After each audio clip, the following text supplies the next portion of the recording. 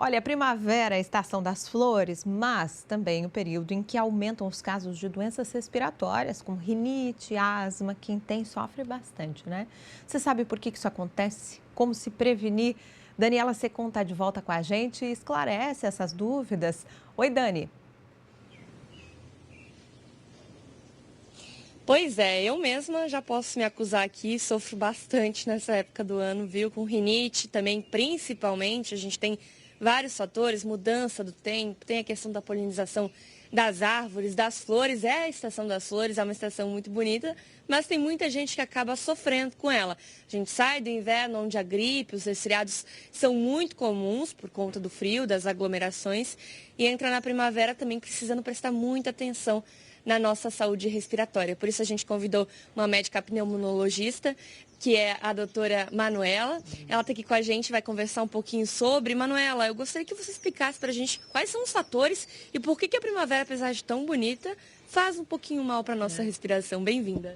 Obrigada. Então, todos os pacientes que têm doenças respiratórias crônicas, alérgicas, em geral, 3 fatores agravam bastante as doenças respiratórias, que são a mudança mudanças bruscas de temperatura, contato com situações que alérgenos, coisas que podem exacerbar a asma, como pólen, por exemplo, que tem muito nessa época, e infecções respiratórias. Então, na primavera a gente tem o combo das 3, né? A gente tem muita mudança de tempo, a gente tem ainda infecções virais, bacterianas ainda muito prevalentes e aí a polinização para quem tem mais aí essa alergia específica, né? Então, fazer o tratamento regular, se você tem alguma doença respiratória, passe em consulta com o seu médico, reajuste o seu tratamento, que às vezes um spray nasal já vai prevenir, né? O tratamento de manutenção da rinite, por exemplo, já pode prevenir as doenças, uma piora, né, da rinite, a asma também com os tratamentos inalatórios. Isso porque a mudança do tempo não tem como a gente prevenir, né? Vai acontecer, né?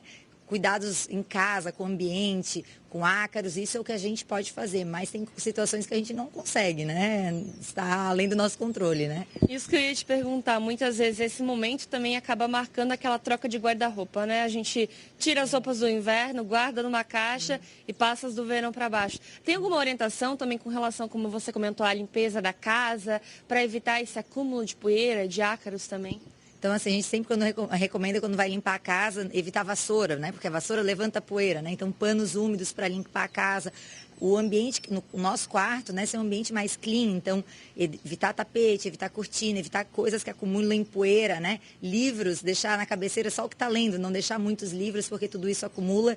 E na hora ali da troca, né, de roupa, se sentiu que a roupa está com aquele cheirinho de guardada, tu nem usa, já bota para lavar, para usar ela sem ácaro, né? Porque nesses 6 meses que ela ficou guardada, às vezes podem acumular os ácaros e aí ter uma crise de rinite depois de usar.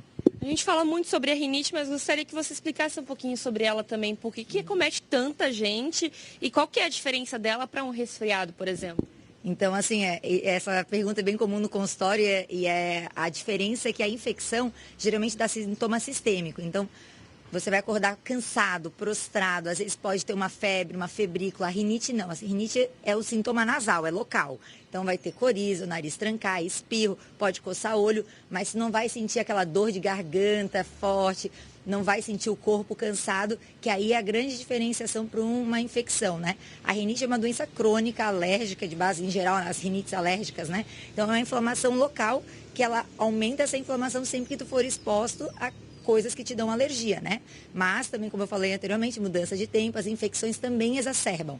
Então, abre-se um gatilho alérgico pós-infeccioso e que às vezes vai prolongar uma tosse, por exemplo, né? Então, a gente às vezes sai de uma infecção e fica com uma tosse que dura às vezes 1 mês, né? E demora para passar. É a rinite que provavelmente entrou em atividade. Então, aí tem estratégias para tentar encurtar um pouquinho esse tempo de tosse, né? E não ficar ali o mês inteiro tossindo, né? Aí passar no médico para avaliar se realmente é isso, né? E tem como reduzir. E a questão da rinite é o tratamento na hora mesmo, né? O medicamento na hora. Então, existe o tratamento crônico, né? Então, quem tem crises frequentes, que é um paciente que já é bastante sintomático, os sprays nasais de corticoide, né? Existem várias marcas no mercado para evitar. Então, se você está bem tratado, você não vai ter uma crise frequente, vai ser, na verdade, muito esporádico você ter crise.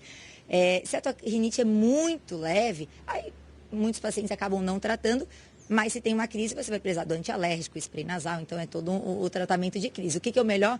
É tu fazer uma revisão com o médico, ver se tu precisa desse tratamento contínuo, porque tu vai passar uma primavera tranquila, sem crises. Obrigada, doutora, pelas informações muito pontuais, inclusive, né? Porque a gente começou recentemente a primavera no finalzinho de setembro, vai até o final do ano também, depois começa o verão, e aí a gente sabe que cada estação guarda os seus perigos, as suas nuances aí com relação à mudança de tempo. E no caso da primavera, com relação às flores também, que para quem tem alergia ao pólen realmente tem que ficar bastante atento. E lembrar sempre, claro, aquela dica infalível, beba muita água para evitar esse tipo de choque aí no seu corpo com essas mudanças. Eu volto ao estúdio.